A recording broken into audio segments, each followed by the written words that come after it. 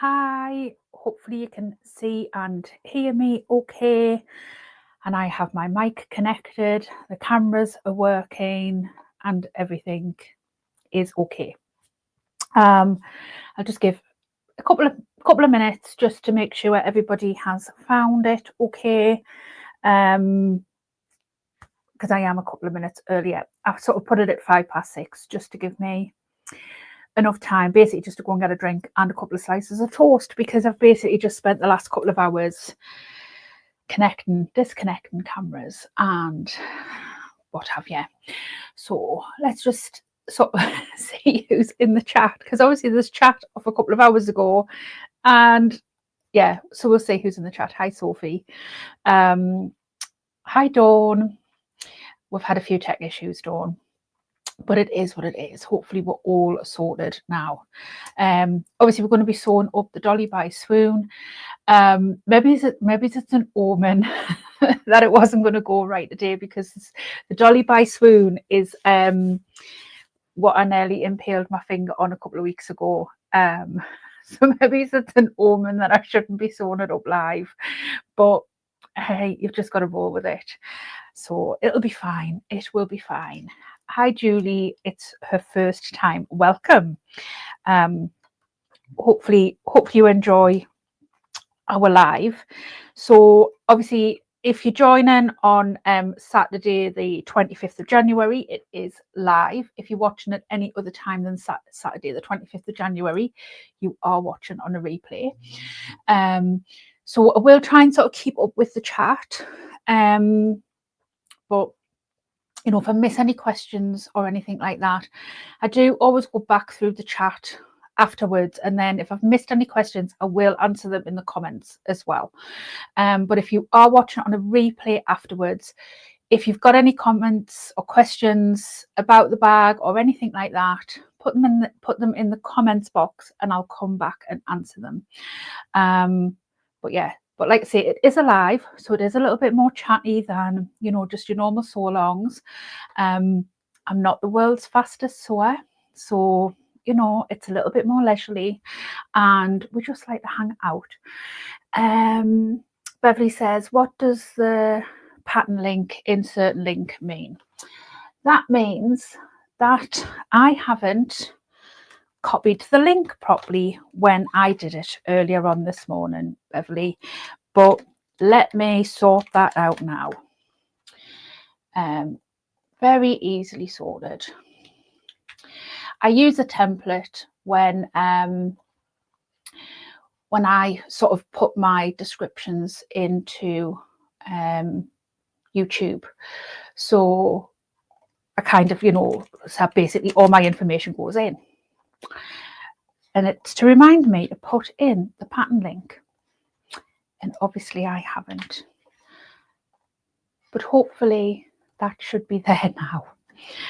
Let me just remember to switch my keyboard off in case I knock it and then it knocks my computer off. But there, I've updated it, so the pattern link, the link to the pattern should be in the description box down below. But that's what that should have meant, Beverly. Julie says, do not make bags but love watching you. Oh, thank you. Hi Susan. So what I'm going to do is I'm going to go through the pattern pieces and then we'll make a start. I'm just going to move my mouse out of the way. So I am making this up in a vinyl, a water resistant canvas and some quilt and cotton. All of my quilt and cotton has been interfaced with a woven interfacing, and most of my exterior that I'm using where I'm using water resistant canvas, I have used fusible fleece. Now I think the pattern calls for foam.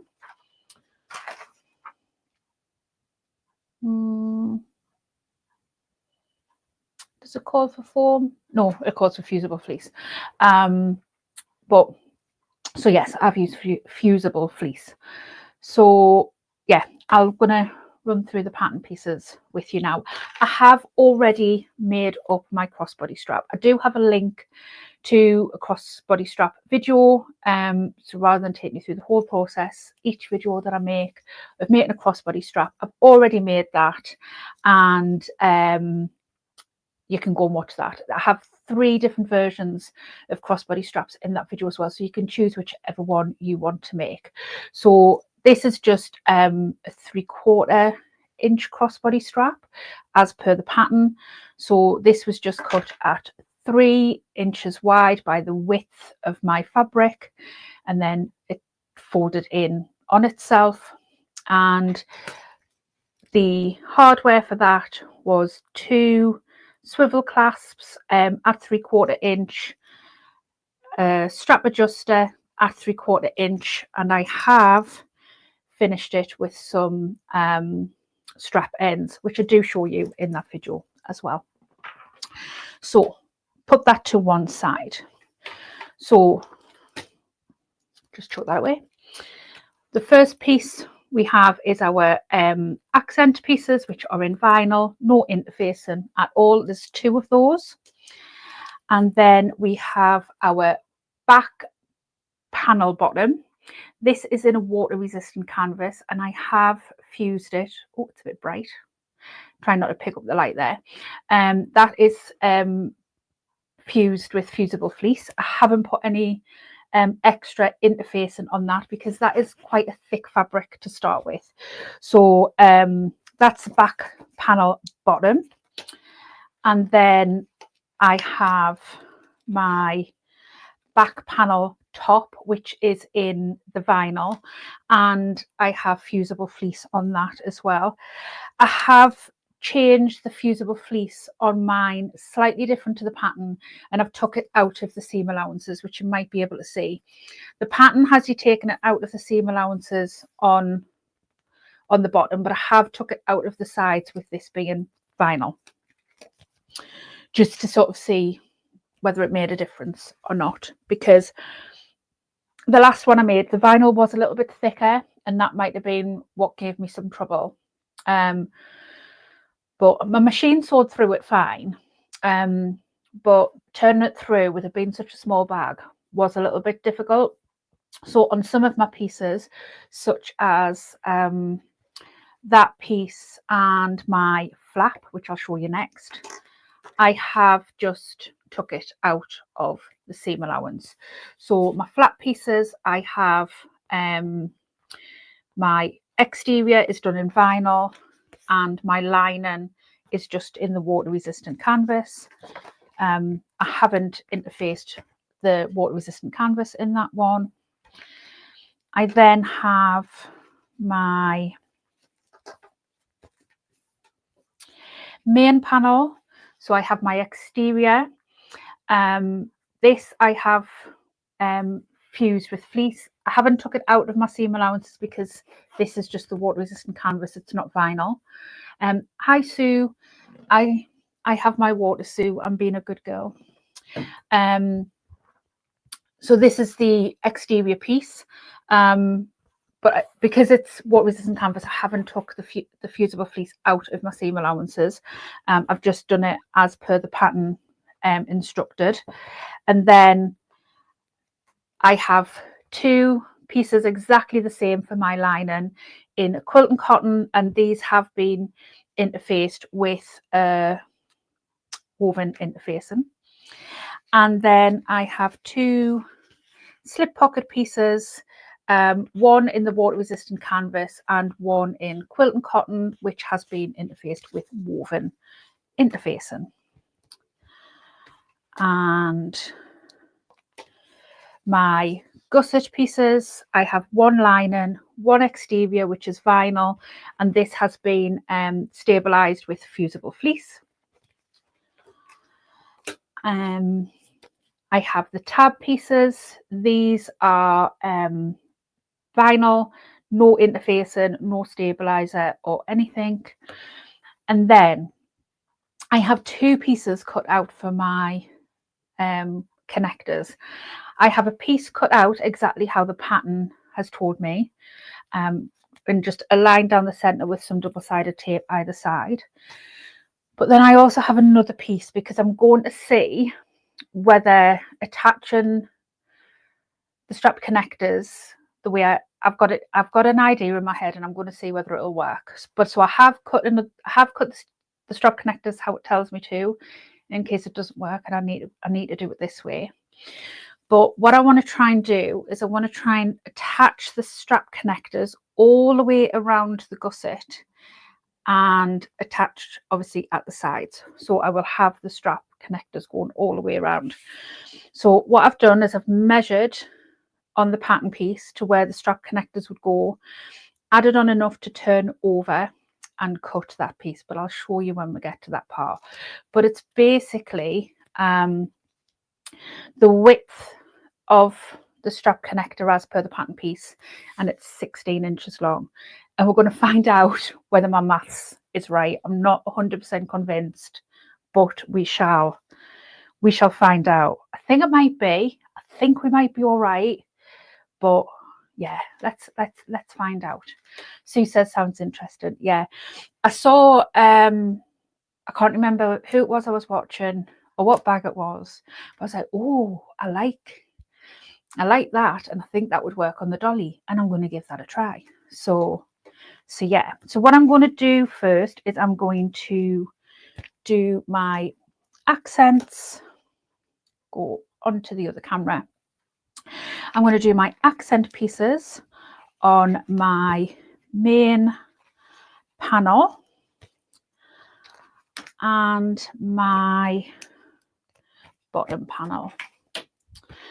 So I'm just going to get myself organized.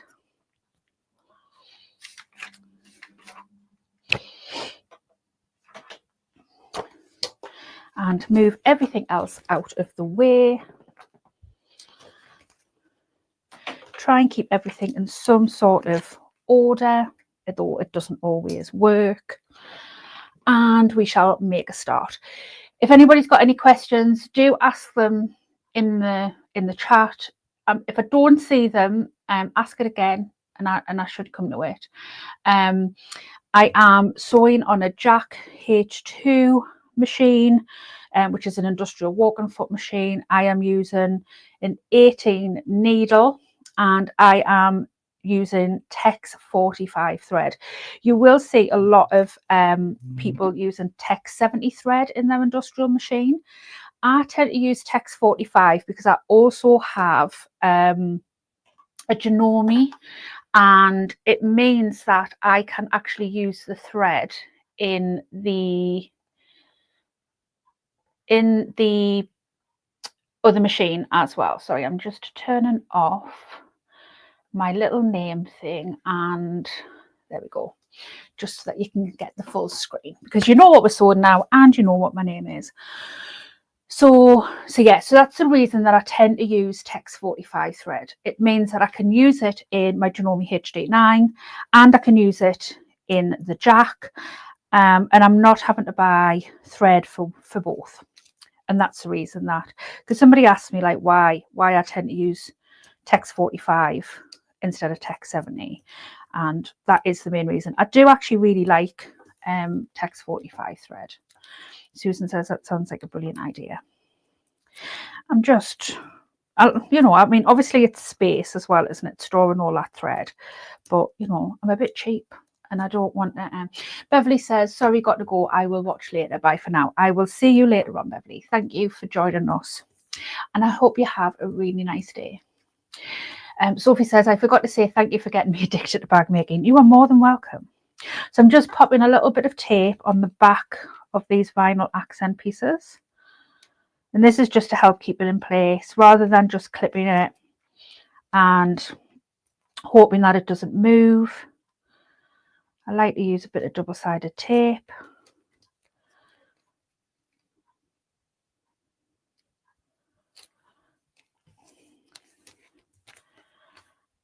And I'm just going to offer it up. You can find your centers if you like, but I think I'm going to be okay on offering that up and making sure that I'm happy with it.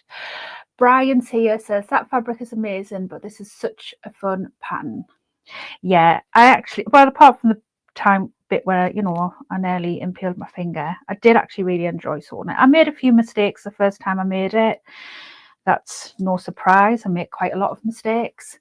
But yeah, I did. I really enjoyed it. I mean, I probably made mistakes because I wasn't concentrating. I was watching the telly at the same time.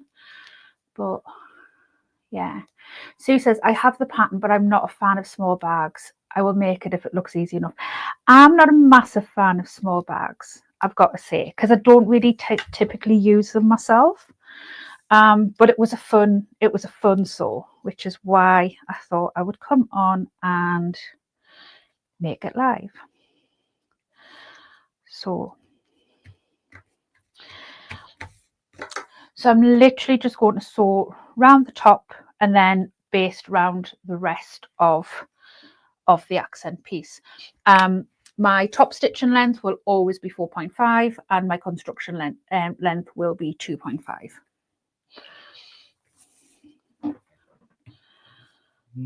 And I'm just going to sew at around about 1/8 of an inch away, ideally.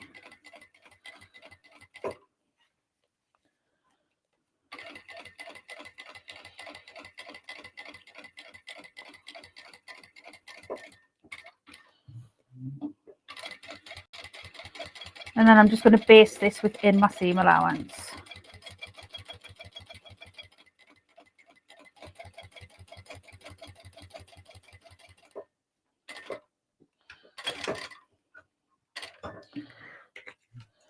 And just exactly the same thing on the other side, on the other accent piece.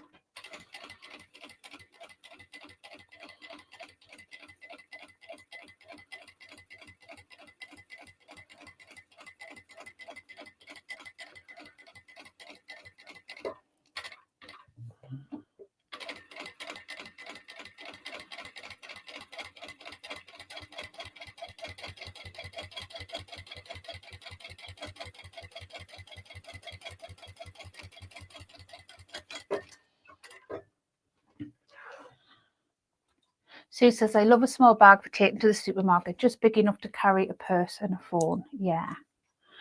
I mean, when I go to the shops, I usually just take my phone, if I'm honest, because I just usually stick it in my back pocket and I just usually use my phone to pay.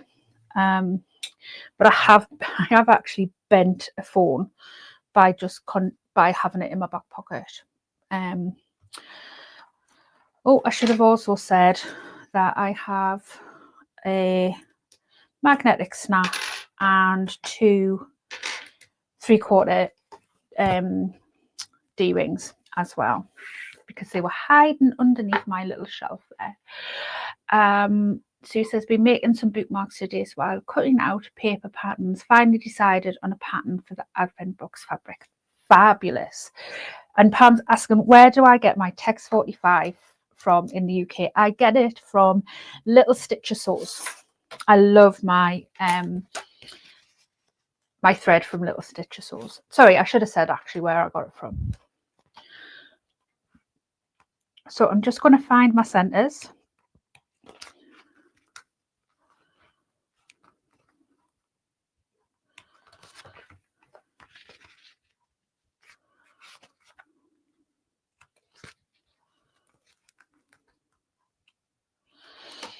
And I'm going to install the male part of the magnetic snap on the main panel piece, and we do that 3.5 inches down. So I'm just going to line up my ruler 3.5 inches down. Get my silver pen because I think that is the one that will show up best. Make a mark.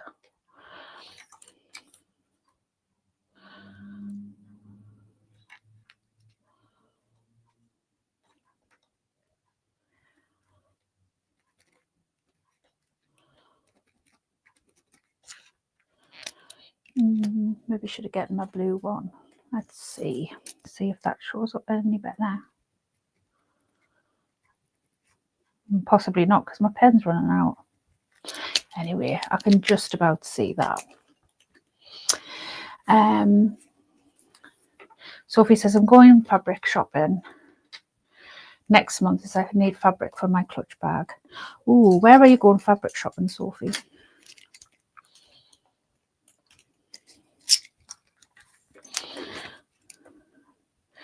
So I'm literally just going to cut through where I've made those marks. I'm going to get myself... I know I do have some stabilizer on this with the fusible fleece, but I do just want a little bit of extra. I might sort of mark this one while I'm on. I do just want a little bit extra with the Decaville. I don't actually think when you are installing hardware that, you know, there is a thing such as too much stabilizer. I always add a little bit of glue behind. I'll come in a little bit actually so you can see a little touch better.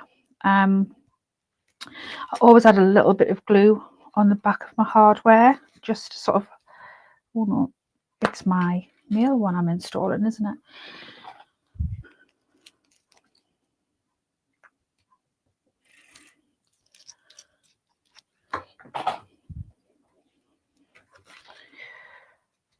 Glad I realised. I mean, it wouldn't have been the end of the world if I'd gotten them round the wrong way.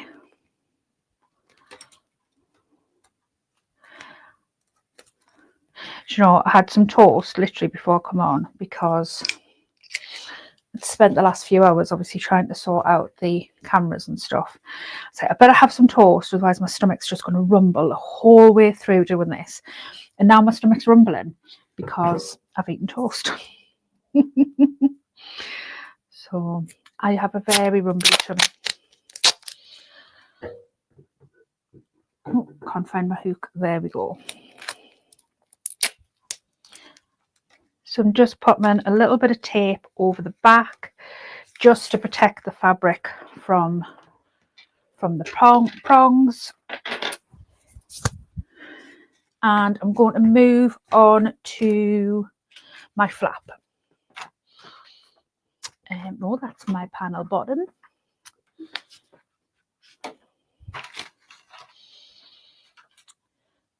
Well, I've just had this, so where have you gone? This is what I was saying about trying to keep everything neat and tidy. There it is.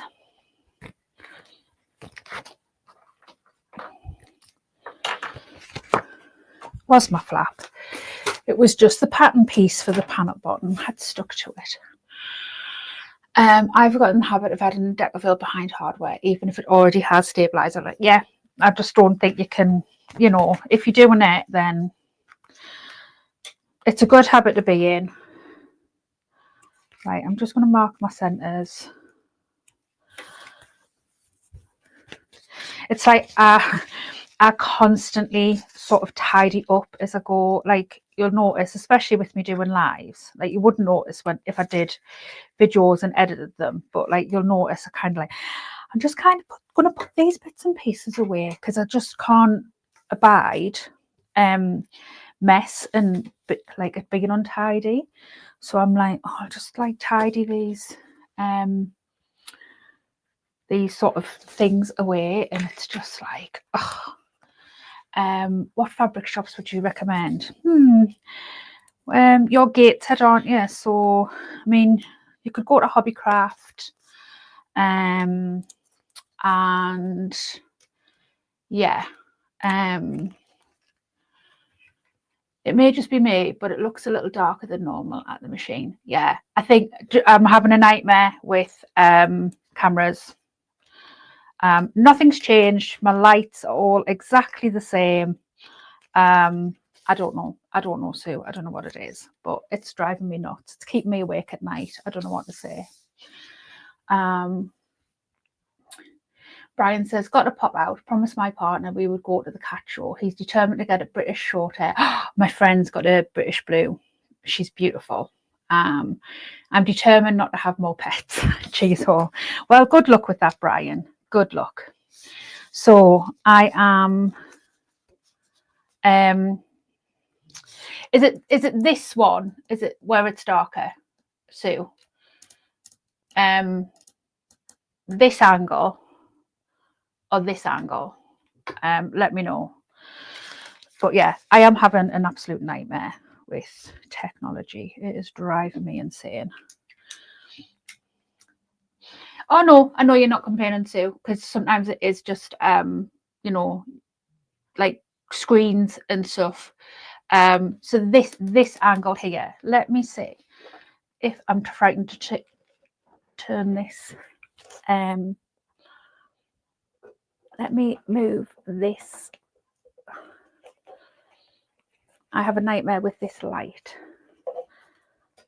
Let me, I think I need to get a new clamp because this clamp is a nightmare. Is that better?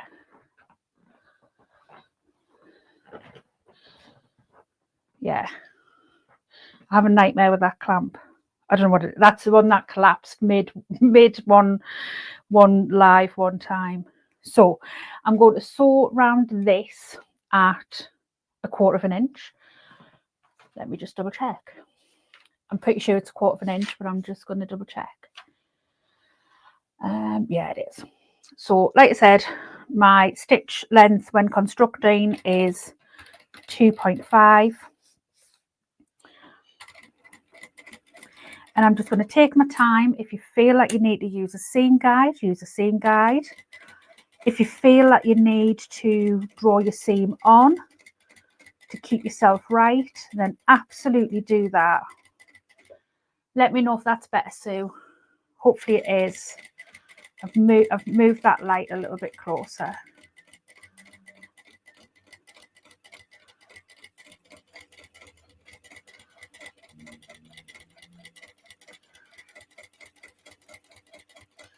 I was literally saying, Andy, like before, like with technology, like you can literally like do something one day, turn everything off, turn it on the next day and it not work. And you're like why? Like, oh, you can see me light 2 seconds. Right. Hopefully that's not casting too much light over here, which is sometimes a bit of a problem. But yeah, like sometimes I'll try and solve a problem. I get it all solved. I'm like, right, that's solved. I'll go to bed, get up the next day, and I've got the same problem again. I'm like, why? But nothing if not a problem solver. Thank God for Andy a lot of the time as well, because he's a big help, helping me sort things out that usually has like no idea about, but he'll sit and listen to me try and solve them. So I've just trimmed that back. I'll come in a little bit closer again. I've just trimmed this back using my Pinkerton shears. Reason I've used Pinkerton shears is on the curve, so that will help sort of make that seam sit a little bit better inside.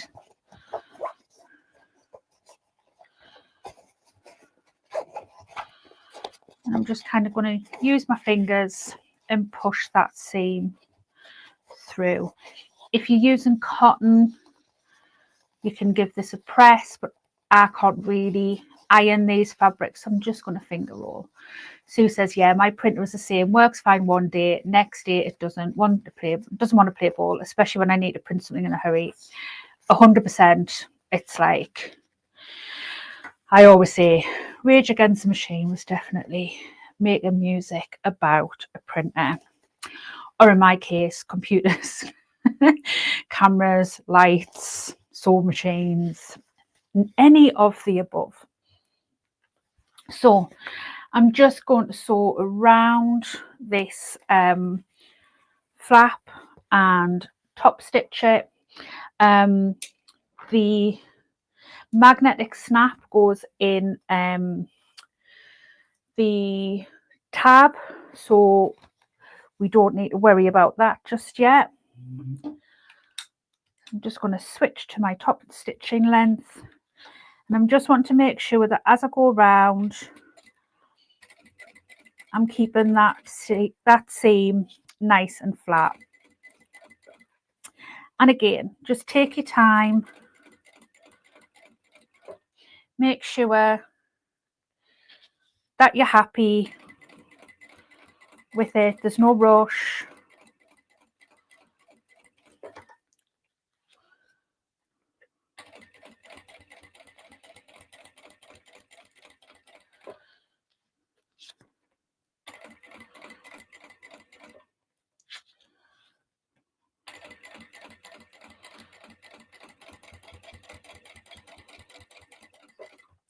It's gone a bit dark again, hasn't it? Because I've moved it back slightly. I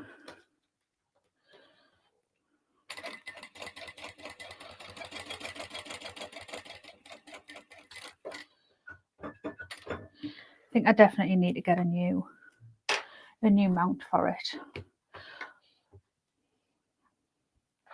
Right, so I'm going to do the tab next.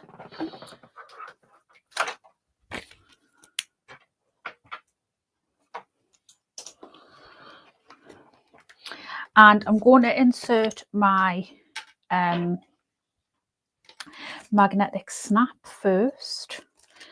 So I'm just going to mark on where that needs to go, as well as chucking my pen lid on the floor.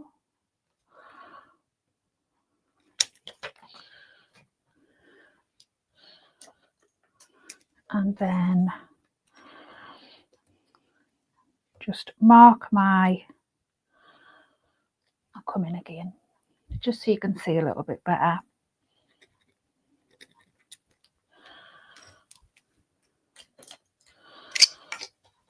You know fine well, don't you, that when I stand up, I'm going to stand on that pen lid. Dawn says, I'm doing the Dolly on Brandy's membership classes for March, so this is perfect timing. Oh, perfect, lovely. And I'm actually the teacher for that classes. Oh, that would be lovely. I love how Dawn does her videos. I think I've watched all of Dawn's lives, either live or watched back afterwards, because obviously when Dawn does the lives, I think they're usually around about 6ish, aren't they, Dawn? Canada time, which is very or 4ish, very late in the UK. So I'm usually just going to bed when I get the thing to say that Dawn's gone live on Brandy's channel. So yeah, but I love Dawn's way. She's so methodical, which I like. I don't, I'm not a fast sewer. I'd rather sew slowly and get it right. I still don't always get it right, but I'd rather try to get it right. And yeah, I just love Dawn's way. And I love what she's doing for our friend over on our channel. 1 to 2 Pacific time. Yeah, so yours must be about 8 hours behind us then. Yeah. So I'm just going to trim this back ever so slightly, just so I'm not catching it in the seam allowance. And the reason that I'm using 14 mil, because I don't think it actually specifies in the pattern which size to use. It just says magnetic snap, and I used an 18 mil on the other one, and I struggled a little bit with top stitching and stuff, so I was like, it's not a very big bag. I think we'll be fine to use a 14 mil. It'll be good. So I'm just going to use some double-sided tape. And I do always try my best to keep double-sided tape out of my stitch line if I can. I don't I don't worry about it too much. My machine can handle it. And I do always keep, for those of us in the UK, I do always keep these next to my machine. In fact, I keep them everywhere because I'm a glasses wearer. I do keep them next to the machine just to clean my needle down if I need to. They are the best glasses wipes I have ever found, like for cleaning your needle and cleaning your glasses. They're amazing. I absolutely love them. So that's not perfect, but we can trim it down afterwards. So yeah, so if I do find that my needle gets a little bit gunked and you know I need to clean it down, I'll just get a glasses wipe and rub the needle down. So obviously when you cut these out, they're not going to be identical. They're going to be more like sisters rather than twins. Mine are a little bit more like cousins, so you can probably see the slightly out. So because this one underneath is the slightly smaller one, I'm going to use that one and follow that for the stitch line, and then I'm just going to tidy it up with my scissors. So let's just make sure that you can see. Move this out of the way because I don't need it. And I'm just going to stitch round, keeping a hold of my threads.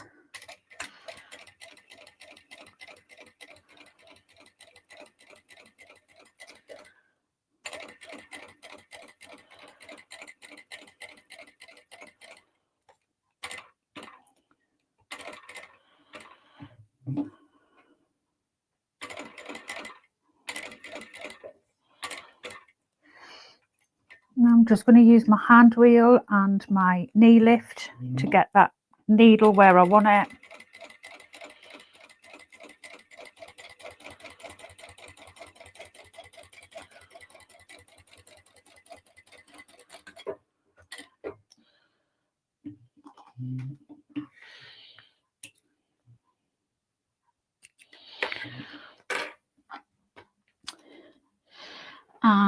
And I'm just going to use the very inside of this the scissors, and in as long strokes as I possibly can get,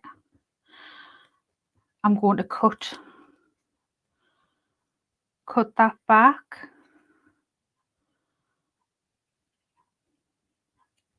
So a little bit like we were talking about it the other day in the club. I'm going to get my big scissors for that one because it's a longer cut. A little bit like if you were doing decoupage.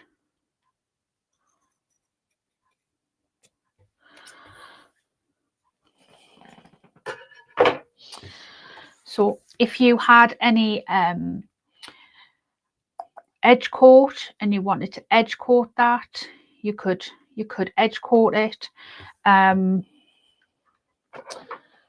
Just tidy that bit up a little tiny bit. I am quite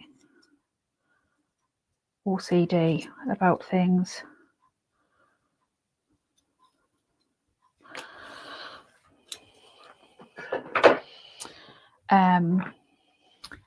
Daisy says, hi all, late as usual. That's fine, Daisy. This is just what I need after the day we had yesterday with the wind. Oh God, it was wild, wasn't it? I did manage to get out for a cuppa with my mum though, so that was nice. So I'm just going to find the centre. Now, obviously it's a little bit too small to fold, so I'm just going to mark it with my silver pen.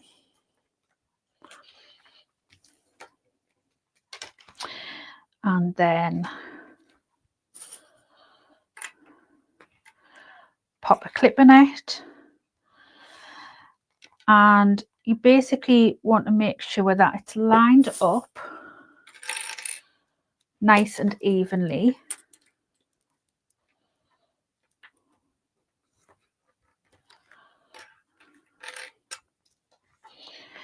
And I kind of do that by just sort of measuring down the side to make sure it's the same. Hope if I haven't measured from the right way. So that's 2 1/4. Needs to be slightly over, just a smidge. And I've done the same thing as what I did when the first time that I sewed it, is that I shouldn't have top stitched it until I got to this stage. And that's just because I naturally, there we go, I want to come in a bit, I naturally want to top stitch it straight away. So I've made the same mistake as what I made when I did it the first time. So I shouldn't have top stitched it until I got to this stage. So I should have put this on now, untop stitched, and then stitched round now. But all I'm going to do is I'm just going to rather than try and follow this line of top stitching, I'm just going to do like a second row of top stitching, like an 1/8 in, and just make it a feature and have a 2 row line of top stitching. So actually, I'll tell you what I'm going to do is I'm going to have 2 rows of top stitching on my flap. So I'm going to put a second row of top stitching on my flap as well, so we can make it a bit of a feature.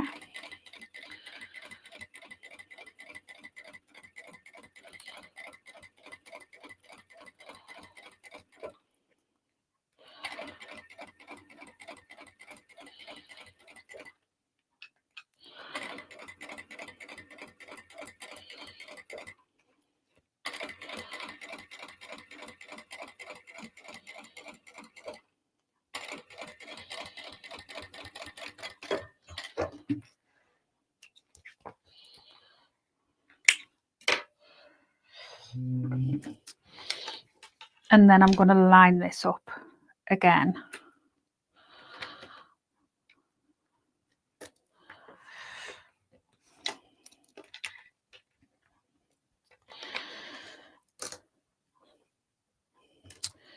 What did I do with my ruler?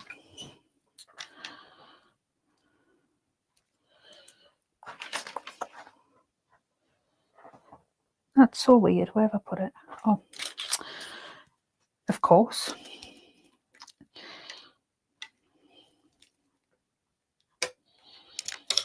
To be over slightly.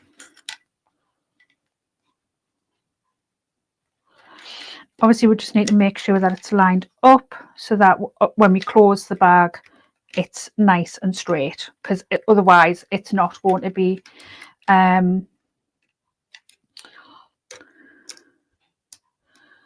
so that's 2 1/4.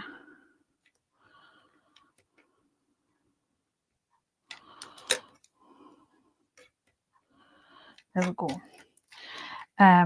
Daisy says that's so clever. Well, Daisy, do you know what it is? I make so many mistakes that I should know how to put them right. I think it's because when you put 2 pieces like this together, and then you need to sort of trim them back. I'd always do that. I'd always sort of trim them back after top stitching, because I'd trim them back to my top stitching. So yeah, I made exactly the same mistake the first time as well. So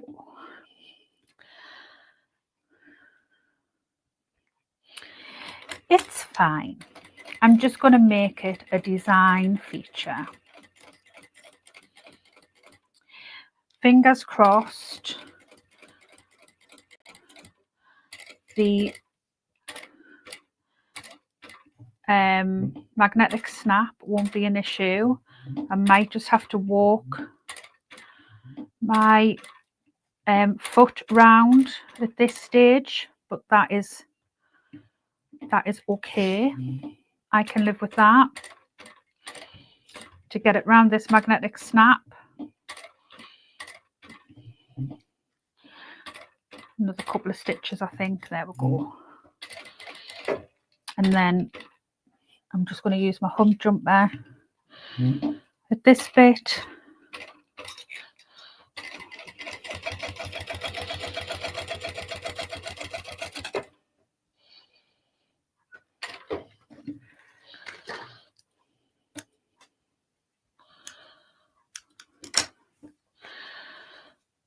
So, I mean, it's not perfect, but, you know, it's all right. It's fine. So we need our bottom panel again, and our top panel. There with our top panel. And we basically just need to sandwich the flap between the bottom panel and the top panel. If you want to baste the flap first, then you absolutely can. I am just going to go ahead and put the top panel and bottom panel together.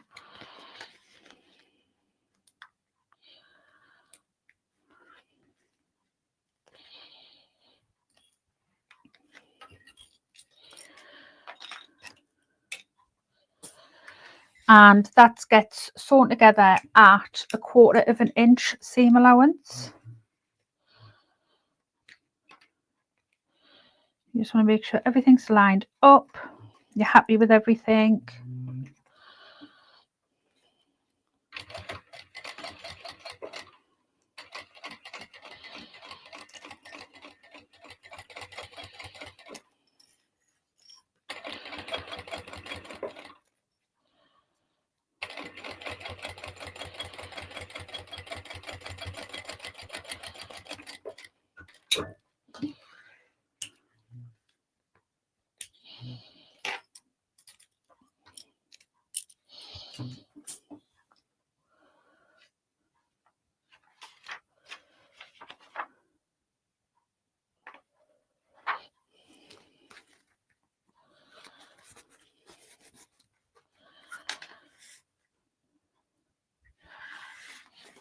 And we're going to top stitch the seams down towards the bottom panel.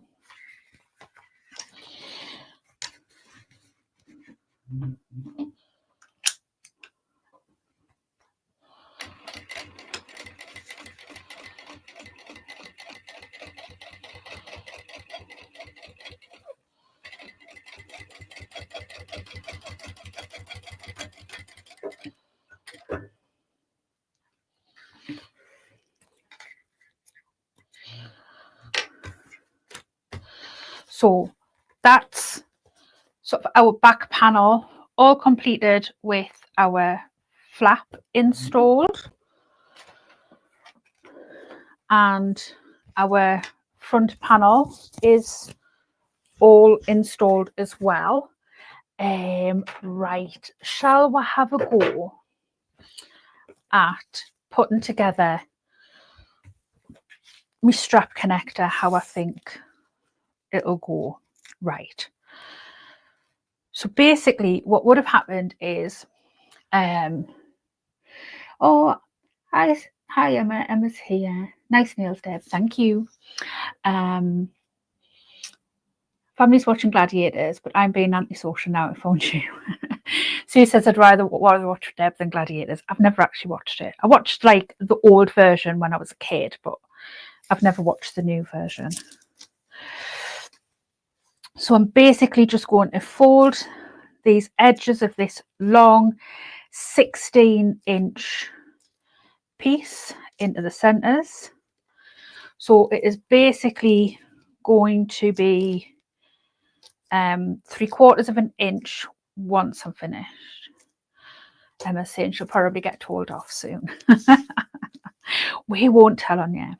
But I appreciate the support, you coming and hanging out with us for a bit.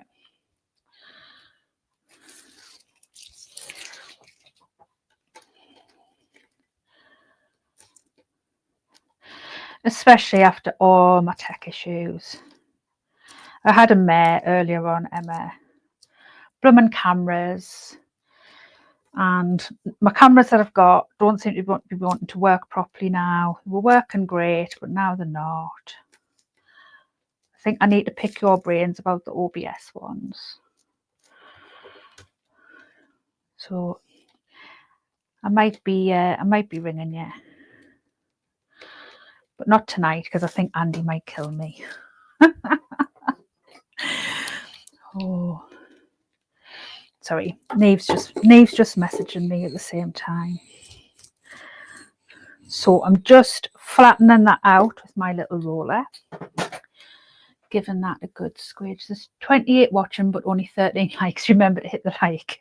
Oh, thanks, Emma. You keep everybody in check. So I'm going to find my centres because I'll need that when I come to put it all together anyway. OBS can be a right pain. Sure. What, OBS cameras can be a right pain, or OBS like as a system? Because what I was thinking is if I buy the OBS cameras, will the OBS cameras work better when using OBS? So I need to measure 1.5 inches down on either side. I think the issue that I'm actually having isn't OBS, it's the cameras. Like the cameras are pulling in too much light, so I'm getting reflection. But then it's not showing up what I need it to show up. And I think it's been the cameras that I've had the issue with, not actually OBS. I keep putting my ruler away and I need it. All tech can be a right pain. Oh, tell me about it. So I'm going to mark down by 2 inches. My language was very, very colourful. We'll go with colourful earlier on. So I need my D-rings. I need my very trusted. Emma says I can't answer that, I'm afraid. I had them both update just before I went live the other day. Yeah, it's fun. It is fun. I loved your video that you put on the other day showing everybody you set up sort of behind the scenes. It was really like I think mine and your setup is quite sort of similar-ish. But it's fun to see how people work.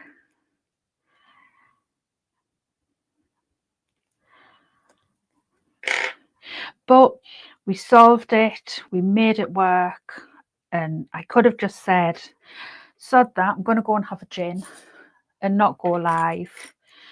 But then I wouldn't be sewing up a lovely Dolly bag and I wouldn't be hanging out with everybody. So, and I'm basically giving Andy a couple of hours peace. So I'm basically just folding over those edges up to that 2-inch line that I made, so that I'm folding it over by 1 inch. So I have made it 14 inches. Sophie's saying I always give her like, thank you very much, Sophie. It really does help. It, you know, it helps sort of my videos get seen, and yeah, like it, you know, it helps my little channel. It makes the hard work that I put in, you know, yeah, thank you. I really do appreciate it. So let's see if it will work. I'm going to line that one up, and I'm kind of just going to line up.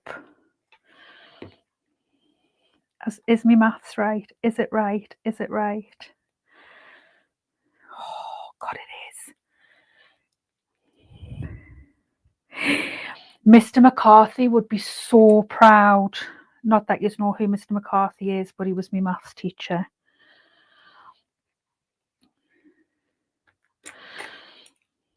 Like, he'd be so proud of us. Like, I literally like want to find him on Facebook and tell him me maths worked. So I'm basically going to be sewing along there, down here, along here, and up here. And I'm going to be keeping my threads nice and long so that I can pull them through and I don't have any back stitching.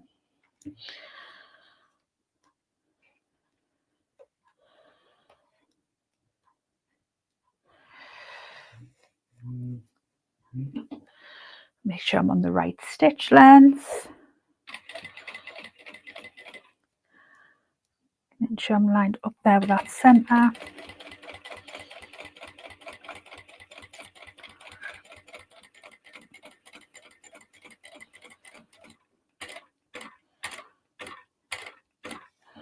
Just getting as close to that D-ring as I can.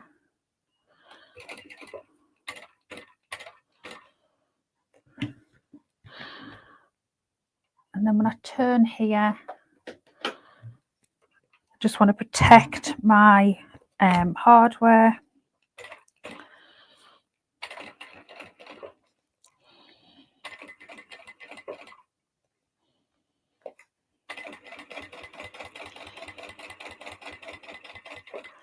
Oh.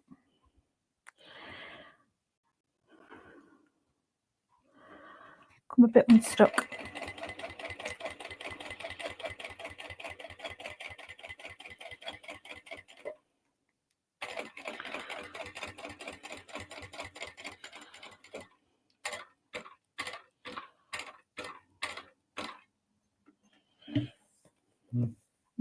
See if I can get one more.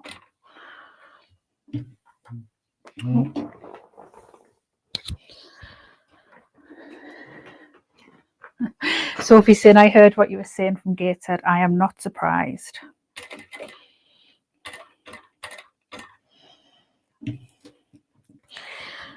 Neve messaged me she could hear what I was saying in Leeds.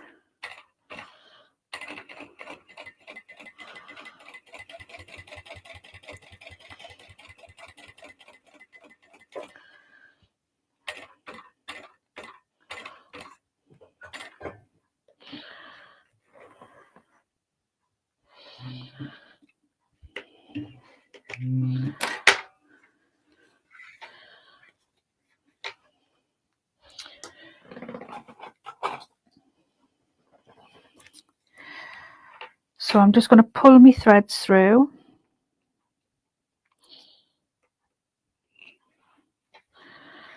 So pull that one through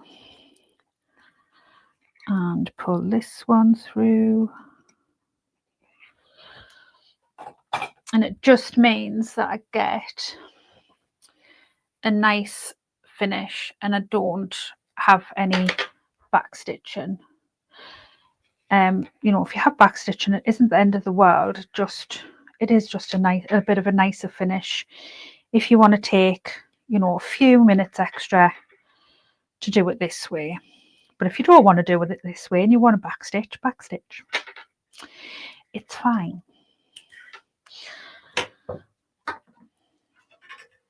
And where's me? Oh, there's my tape. Leave it on my desk. Just put some tape on there just to hold those stitches. I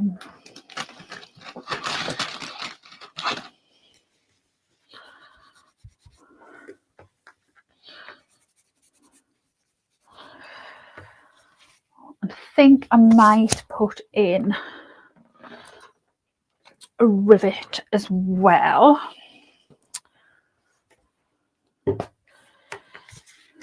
Just to add a little bit extra security.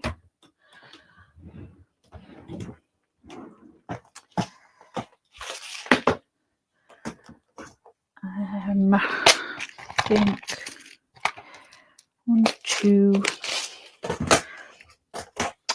8mm should be fine with them. I'll just chuck that one on the floor. I don't want that one.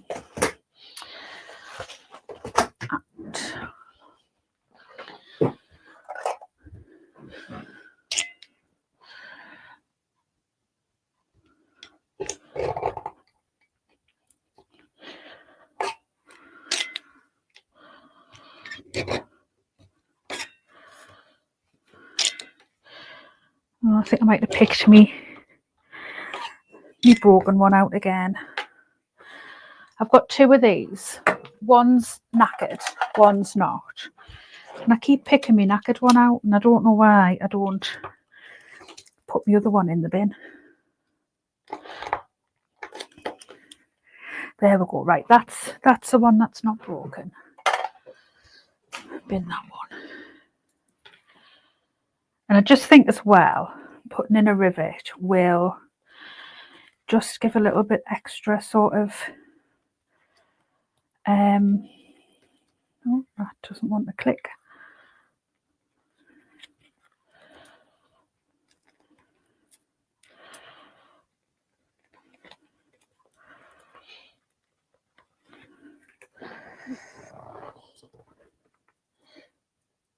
Pick the rivet up off the floor. I think that might be a 6mm rivet that's found its way into my box by accident.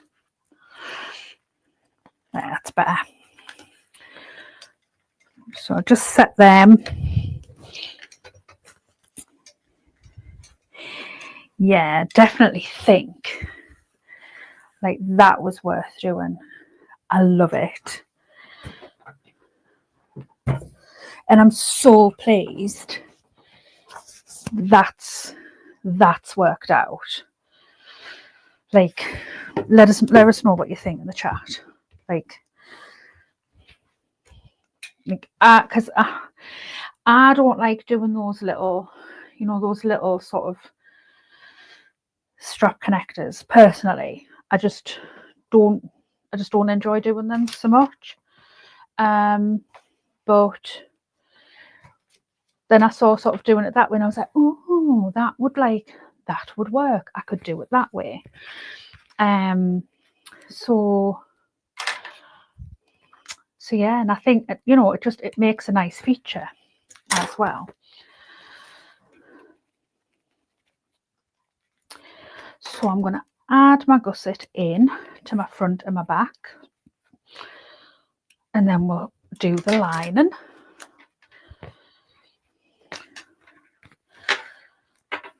So I'm going to do my back first.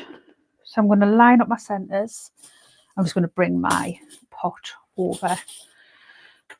I think it looks smart and secure. Yeah, I think, you know, I think the added security is kind of what, you know, I really like as well. So I'm just popping extra clips. Sue says, well done, looks fab. Can you see you doing this method on a lot of bags from now on? You know me so well, Sue. Susan likes it as well. Pam says, very classy. Karen says, looks really smart. So I need to make sure that I move the flap out of the way and then pull the top over to meet. And I'm just popping in all the clips all the way down.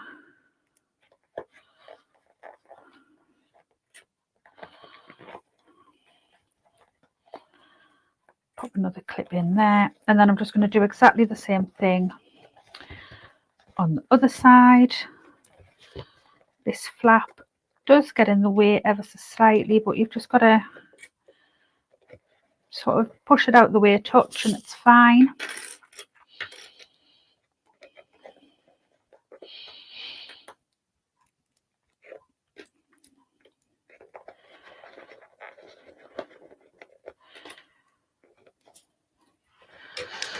So now I just want to clip into the gusset to make it fit into this panel.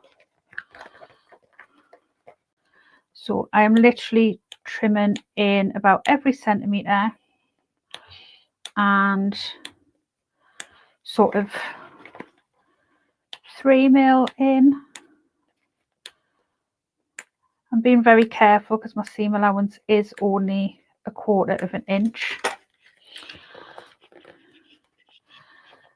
And then I'm just going to manipulate and maneuver it until I'm happy that it's all sitting in place.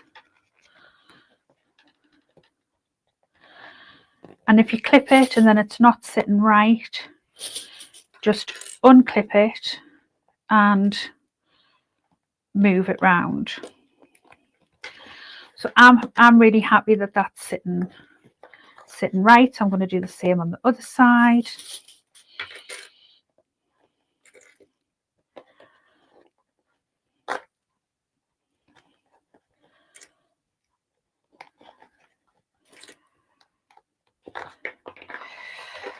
And then in order to keep those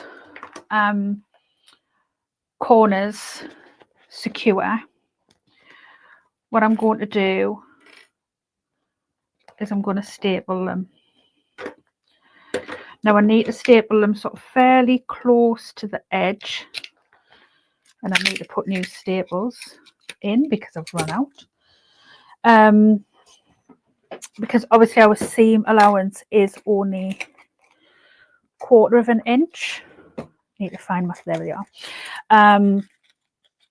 So it is just going to be a case of being, you know, careful with our staples.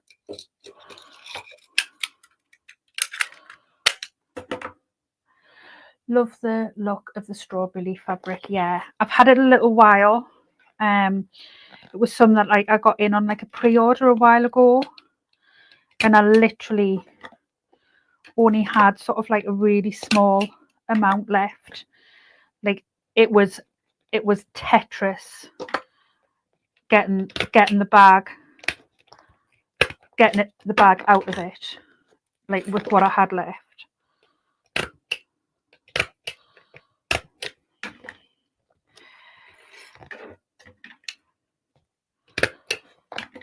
Just going to take that one out because it hasn't.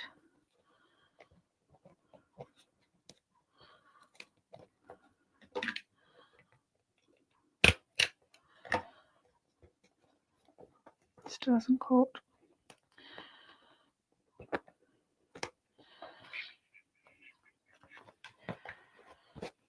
And I'm just going to do the same on the other side.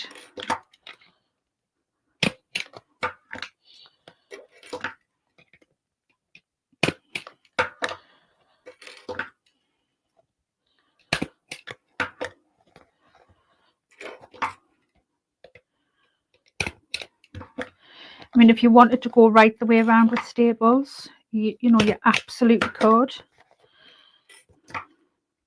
Just, like I say, make sure that your staples are in your seam allowance. Right.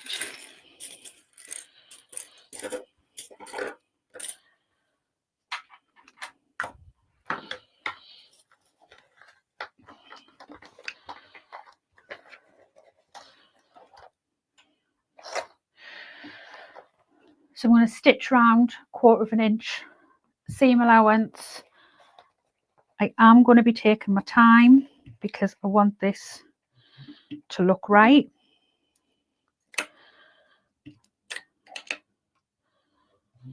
I am going to be using my seam guide because I want to keep it as accurate as I possibly can.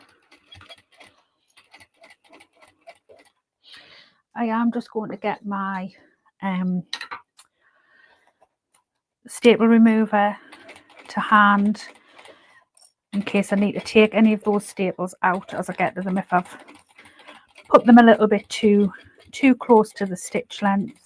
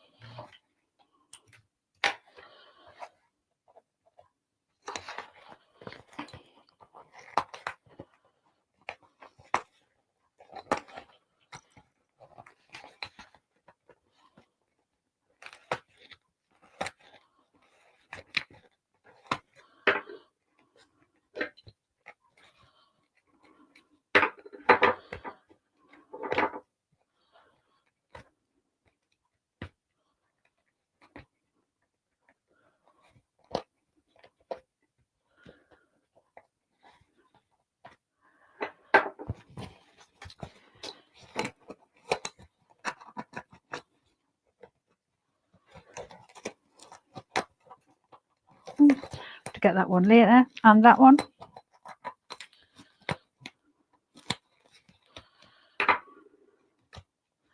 These staple removers are so much easier than, you know, the crappy clippy ones that you get. They're awful. So just leave them out, and I'm going to do exactly the same thing on the other side. So clip that in place at the bottom. I just tend to put sort of a clip either side to keep it secure. Clip the sides basically until you get to that curve.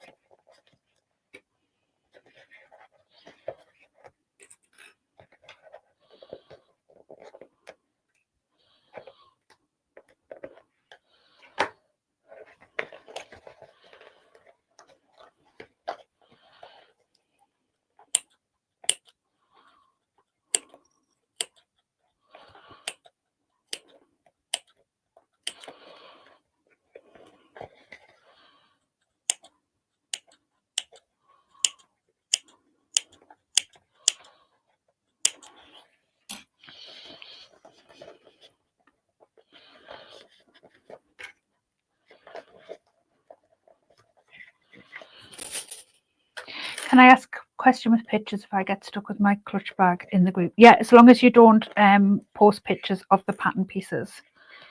It's to protect the pattern designer. Pattern designers usually ask that you don't share pattern pieces.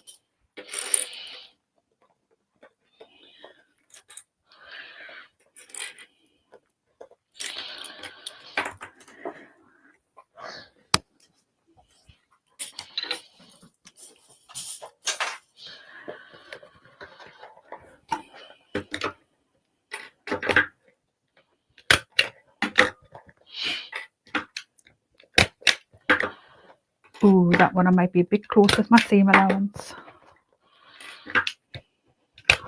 And what I probably will do when I've sewn this seam together is I probably will go around and just sew an extra row of stitching behind my original seam,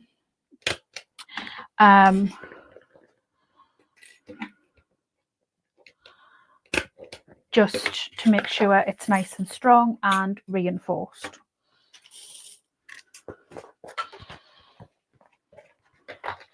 So exactly the same.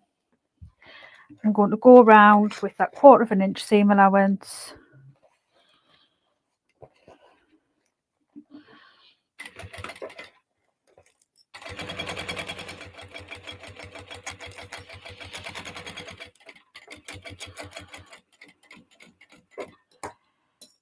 I think I'm going to be close there. Take your foot off the pedal, Deb, when you've got your fingers underneath the needle.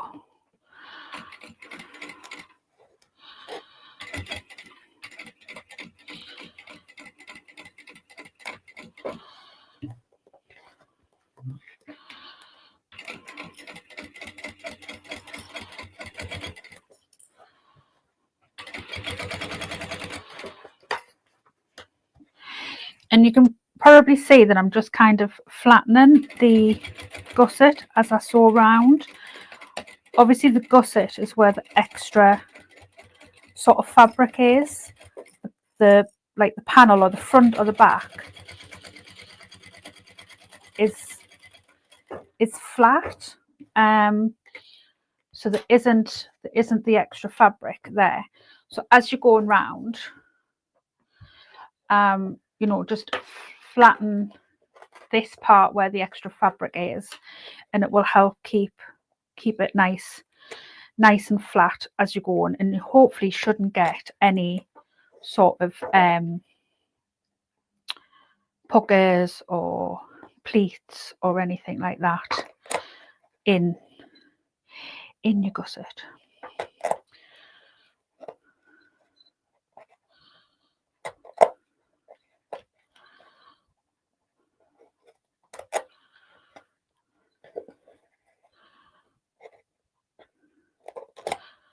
So once these staples are out, I'm just going to go around and just sew an extra row of stitching just to reinforce, because obviously I have got some snips in this fabric to ease it in, and I just want to make sure that it's as strong as it possibly can be.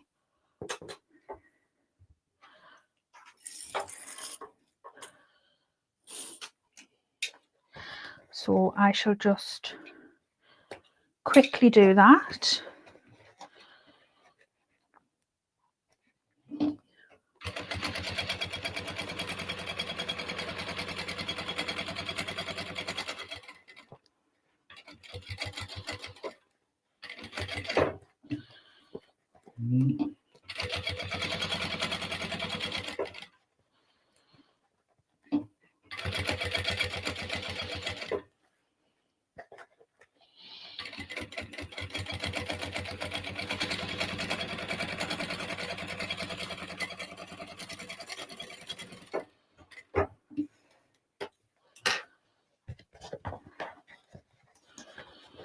And I'm just making sure that when I sew this one here, because obviously this is the one that's got the flap at the back, I'm just making sure that I'm not catching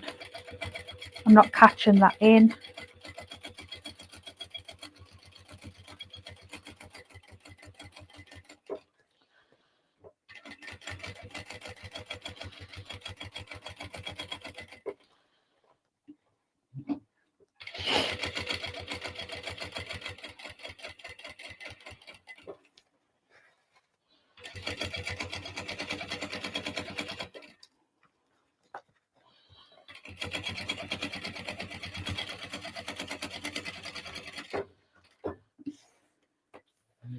You inspired me to tidy my cutting table, and I love you even more. Found a chocolate.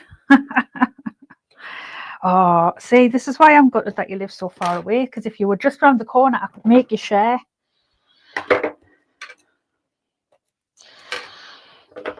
But you know, so I'm just going to trim back this seam. I am just taking off a sliver just to help reduce the bulk a little bit. I don't want to be cutting into that seam.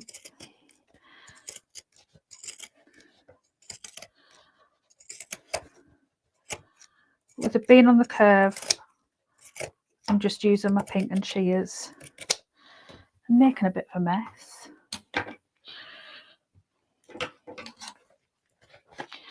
And I'm just going to do the same on this side.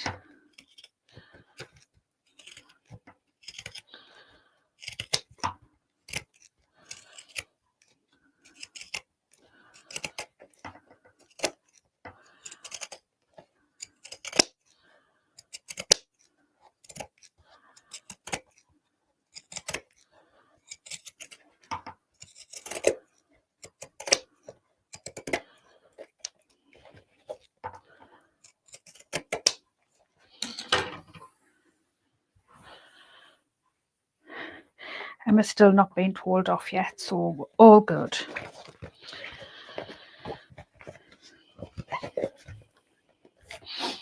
Right, I'm going to leave that to one side. Oh, I've just realised I forgot to put my pocket on the back. But it's not the end of the world, because we can put it on our lining. So, right, let's put it on our lining.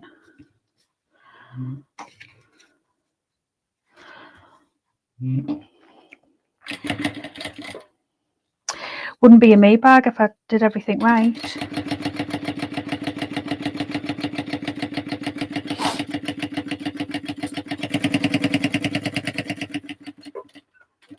So right sides together and 1/2 inch seam allowance, and then just top stitch that seam allowance.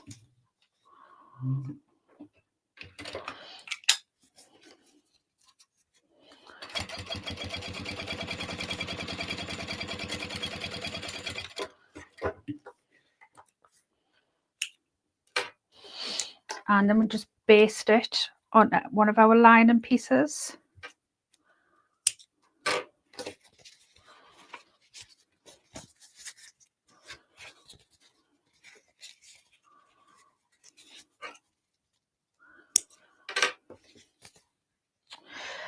Thought it was all going too swimmingly. I thought I was going to be able to go out and say, Andy, I only made one mistake.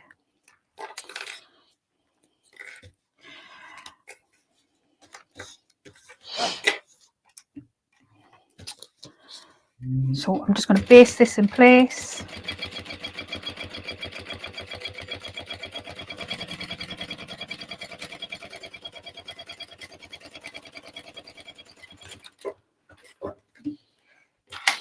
And then I'll have the, oh, foot fell off. Mustn't have had that tightened very much. I'll use this as my back piece in my lining.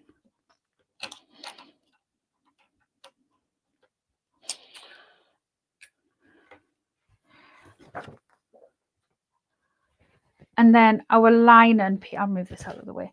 Our lining piece is going to go together in exactly the same way as our exterior did. But what we need to do is we need to leave a gap to turn the bag through, because it doesn't have a zip pocket in which to turn it through. So we need to leave a gap.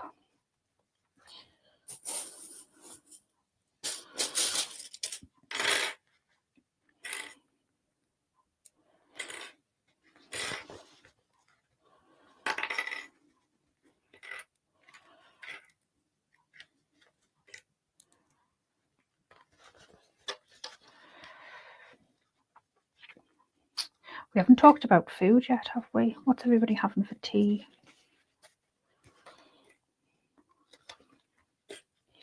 Or have you all had your tea? I just had some toast to put me off. I think me and Andy might go out for a little bit. Might go for a little ride out down the seafront.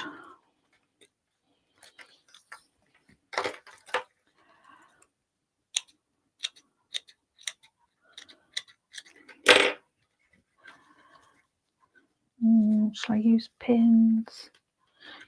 I would, but my pins are too far away. Let's see how we get on with clips. I usually much prefer to use pins when I'm doing cotton, because I will leave the pins in as I sew. But my pins are across the other side of the room.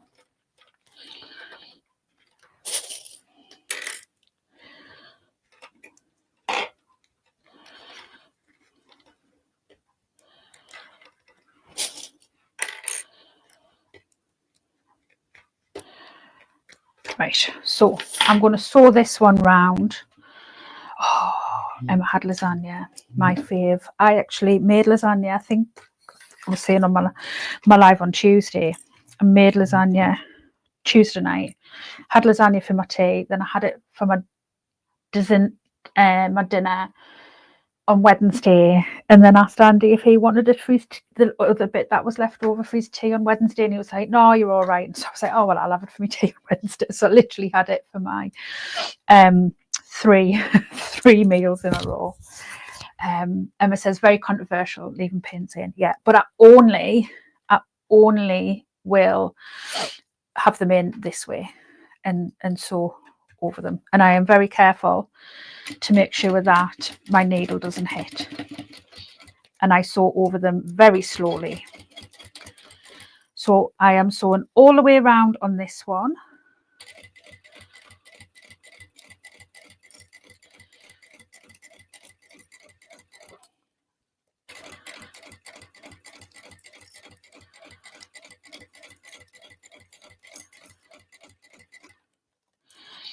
If you need to, if you feel that it helps, you can use something like a stiletto to help keep your fabric in place.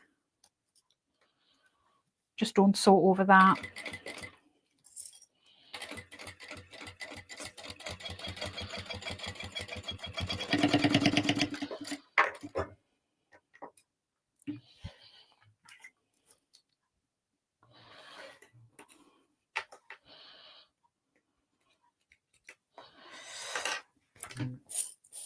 And then on this one,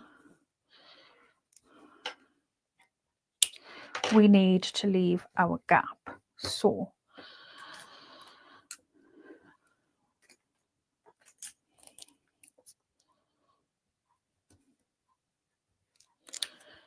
I'm going to make a mark so that I do not forget to do it, because we all know what I'm like.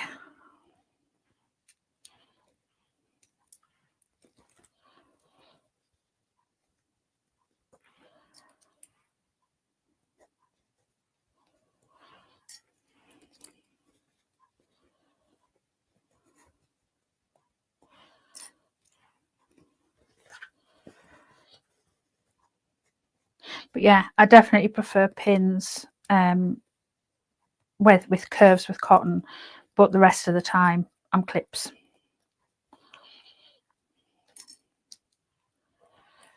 Because I just stab myself when I use pins, because you all know how accident prone I am.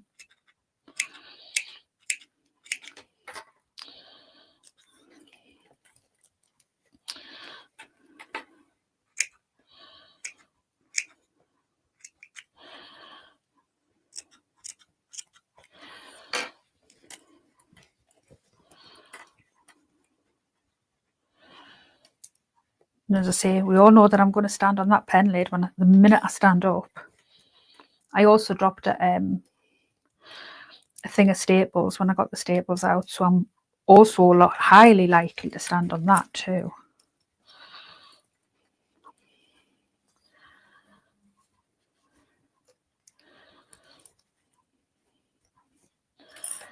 Oh, for anybody watching as well, if you haven't seen my scheduled posts and my scheduled lives and stuff, and haven't seen that, Emma is going to be on the podcast again in a couple of weeks' time.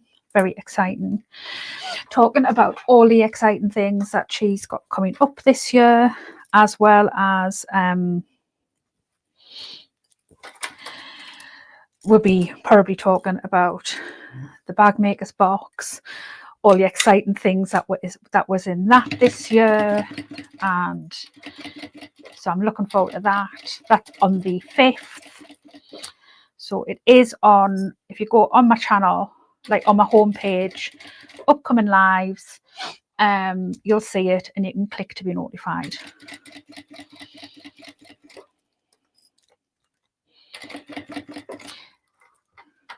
Emma, you might want to do that so that you don't forget.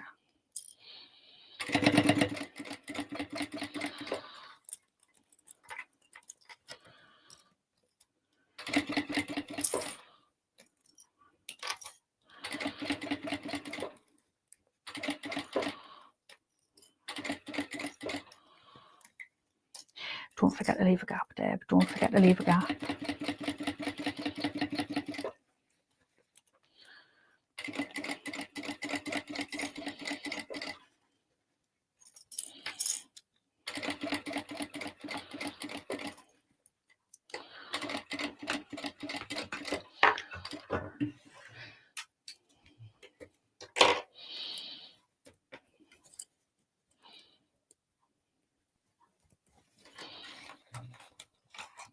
I'm really looking forward to it, Emma, even though like me and you chat all the time now.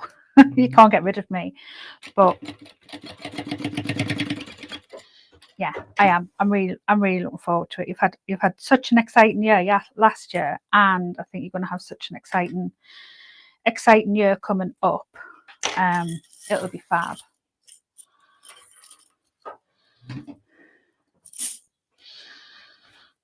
Oh, Donaldson, didn't even realise we'd fixed stuff and we're back live. Yeah, I did post in the group. I don't know whether I don't think I posted in the WhatsApp group. Sorry.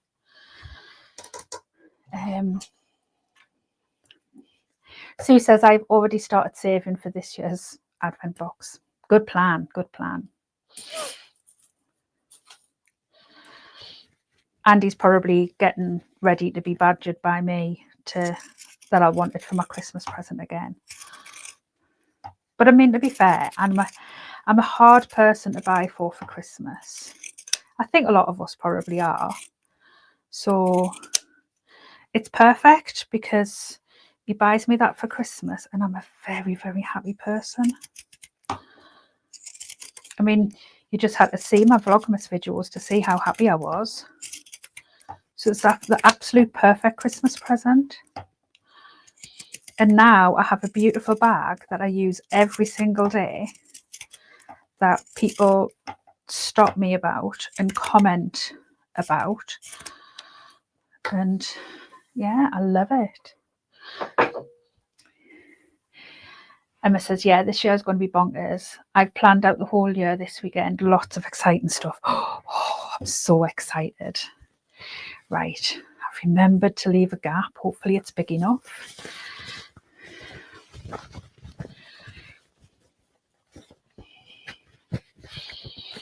Right. Have I remembered to do anything? Yeah.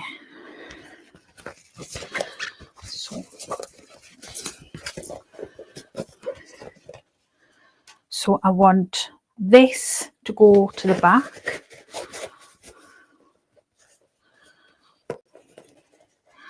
So I'm going to match. I keep putting my clips away.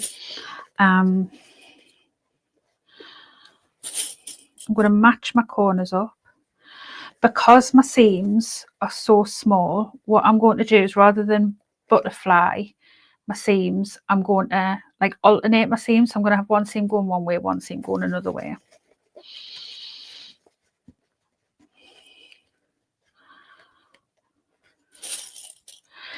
Donna says, definitely up for another advent box.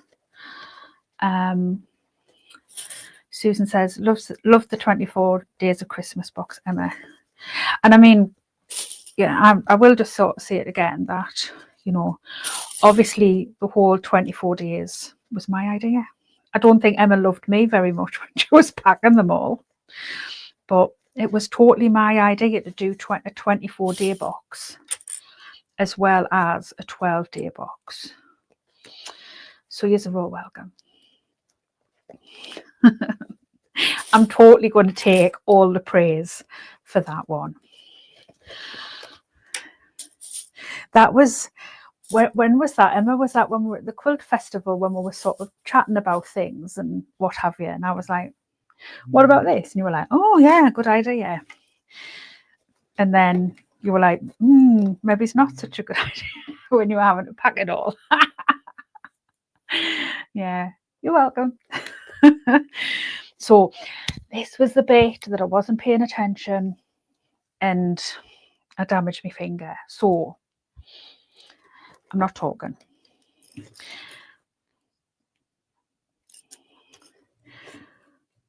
Quarter-inch seam allowance, 2.5-inch stitch length, no more talking.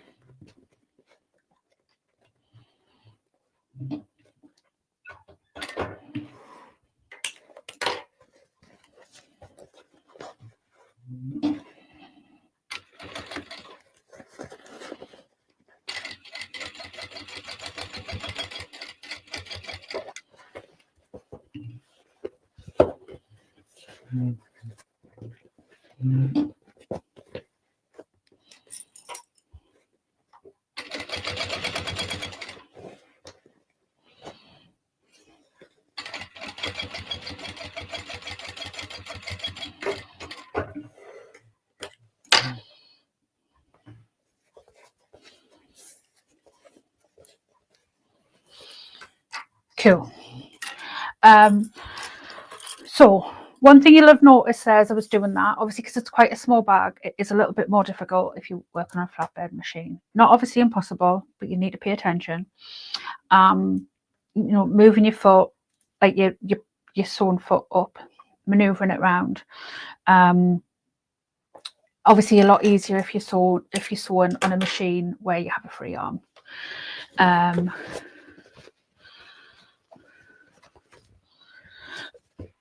Sorry. Lots of love in the I'm just going to take a few more stitches out of this. Didn't leave quite a big enough gap.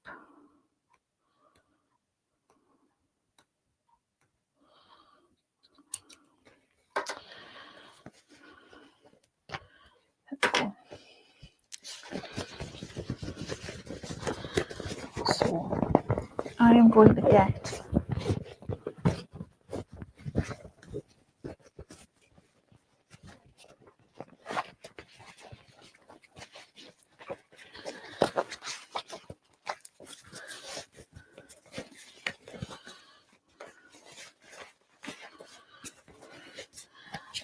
the flap through first, and just little bit by little bit through at a time. And it is just a little bit by little bit for me because I am still struggling with my finger. Like I can't grip very well, so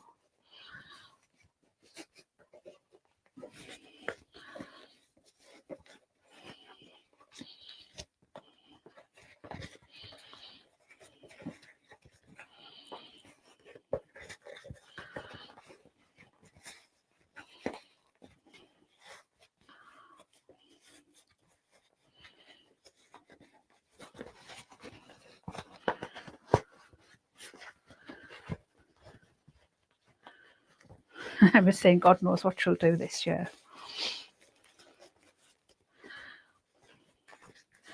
There we go, nearly through.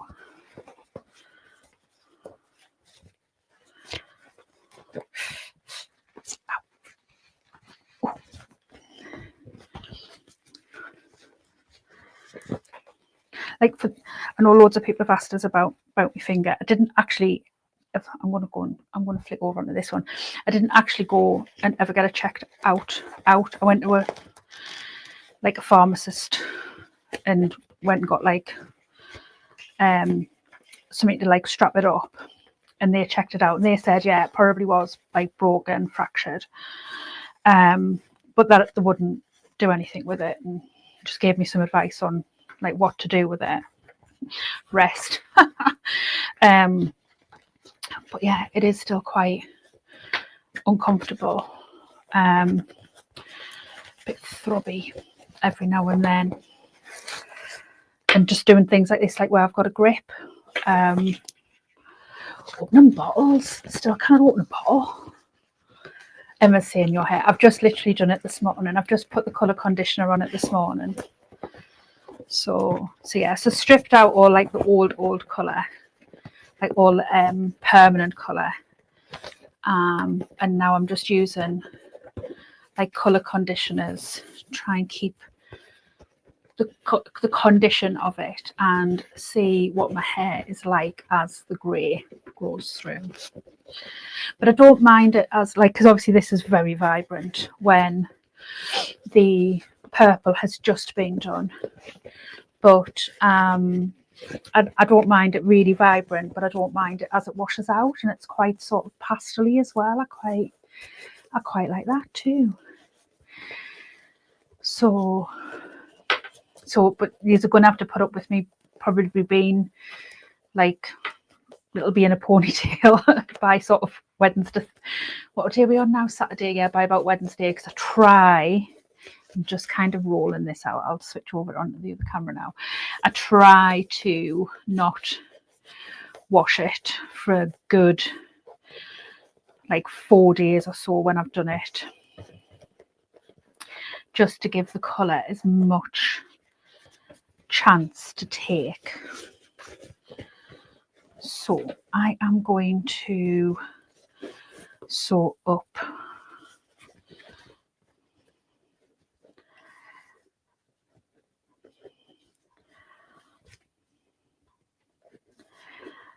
the turning hole. And I just basically put my fingers in, pull it nice and tight. You can put some clips in if you like.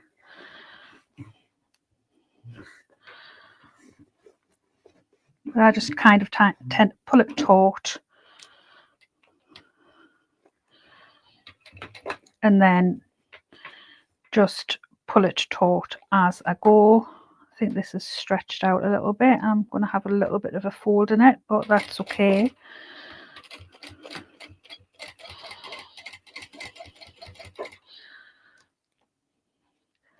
Sometimes that will happen, especially when you're using cotton.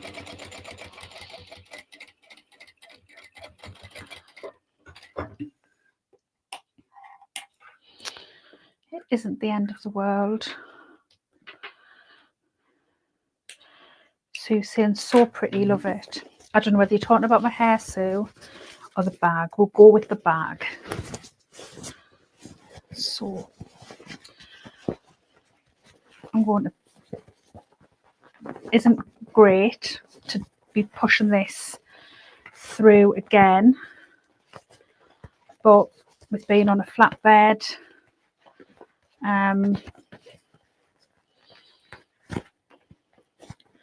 for top stitching, I don't have it, it doesn't lift up. So I am literally just maneuvering that seam round to top stitch it, and I'm going to clip it. Jonna says, I only wash my hair once a week on average, otherwise it's so fine and static. I find with mine, Sue says it is the back, but over here too, thanks. I find like my hair's so fine, it's really greasy. So if I don't wash it, I can't really wear it down. Although it is, sorry, I know I'm going out of camera shot there. It is a lot better now with it being curly. But I just don't have the time or the patience to do it now. I just go, oh, it's going in a ponytail. So yeah, I might wash it for the podcast, we'll see.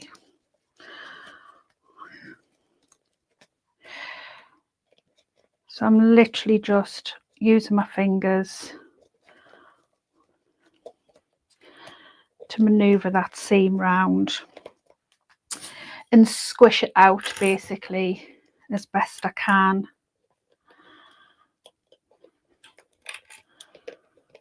Lots and lots and lots of clips. That's a bit small even with a free arm. It's probably not too bad for free arm, to be fair. And you've got to remember, I've got this inside out and the flaps in there. The other way around, which you would be able to do with a free arm, you wouldn't have the flap in there, so it would actually not be as small. Like the flap is taking up some of the space in there, making it appear much, much smaller. So I am going to very carefully, I'm going to pull my threads along so that I've got a little bit of tackiness on my needle. So I'm going to clean them.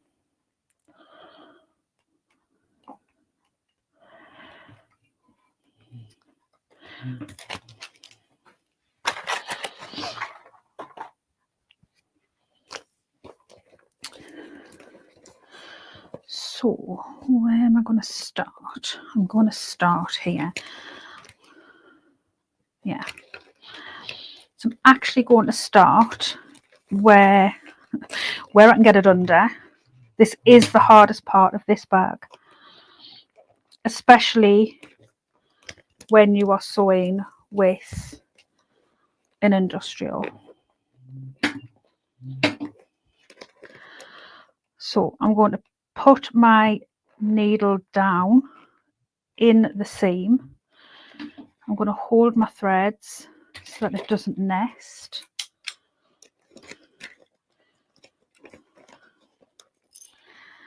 And I am just extremely slowly going to top stitch round and manipulate this as best as I can. This is the hardest part of this bag, with it being a small bag and me sewing on an industrial or like a flatbed machine. If I was sewing on a machine with a free arm, it would be so much easier, this part.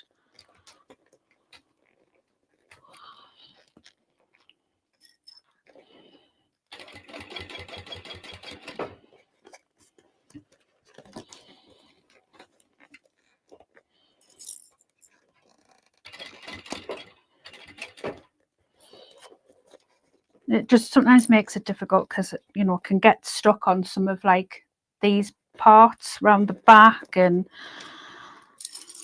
then that obviously like sort of affects your stitching.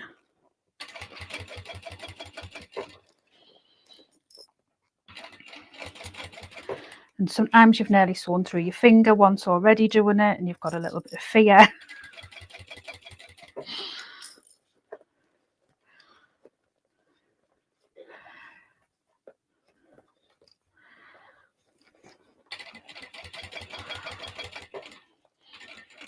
So I'm just going to come over that, and I'm just going to do 1 or 2 back stitches and then end again in that seam.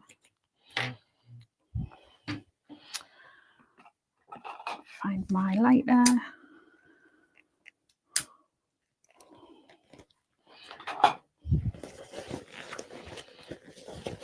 Dawn saying, I wonder if I could enlarge the pattern for the classes. It might be worth trying, Dawn. Definitely. I mean, I think this bag would be really good enlarged.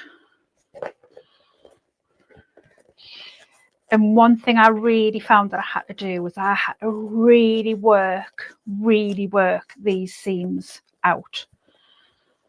And one thing that I did do was I popped clips on them. You can put a little bit of fusible fleece as well, you know, around these clips, if you're going to sort of like leave it on for any length of time.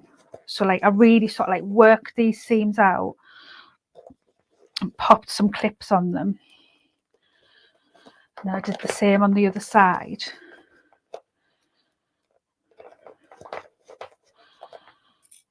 Just, I don't know whether it's just because the bag's kind of little, it wants to kind of go in on itself a little bit.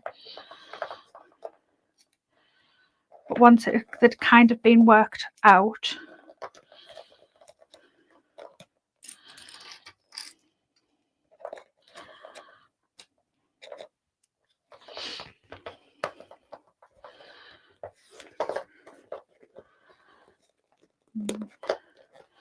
and I kind of like left it like that for a few minutes, a minute or two. Looks obviously a bit creased because it's got those clips in. Obviously I'm not going to leave it for like a couple of minutes. I'm going to take them off like now. But can you just sort of like see there already like how it's kind of helped to kind of pull it into shape? So it's really cute, isn't it? I'll come onto me camera. Donna says, how much would you enlarge it by? I might maybe do like 120. I clip my seams at the end as well. I don't always clip my top seam purely just because I find I quite often get like a rolled top stitch, and I don't always find it makes a difference with making top stitching any easier, but that's just me personally. I'm all twisted, but there we go. It's so cute. I need to press them out a little bit, and the back, and I just love it. I think it's so cute. I mean, I actually really love that double top stitching. I think it's come out so well. Yeah, I really like it. Oh, it's going 150. Like, oh, brave. I mean, it is quite a small bag, to be fair. Like, it is, you know, it is tiny. It's, you know, I mean, but the pockets worked well. I'm actually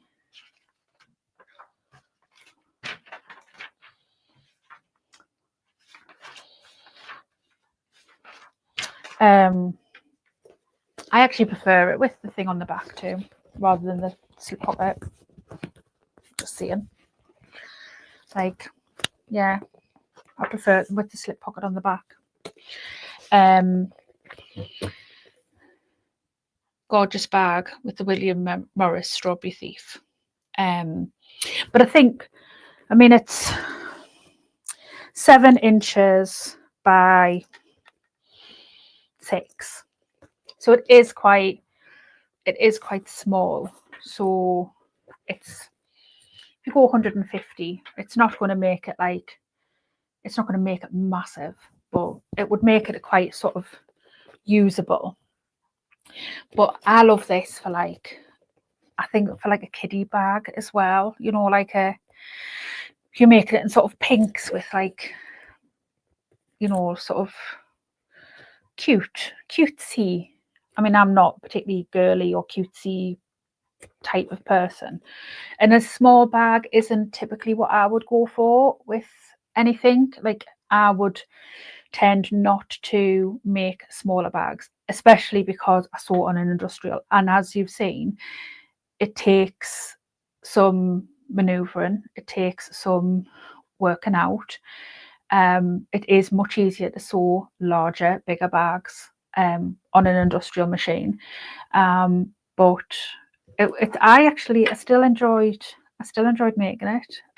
You know, even the other one, when you know, me and Jack had a little bit of a run in, but that was my own fault because I wasn't paying attention.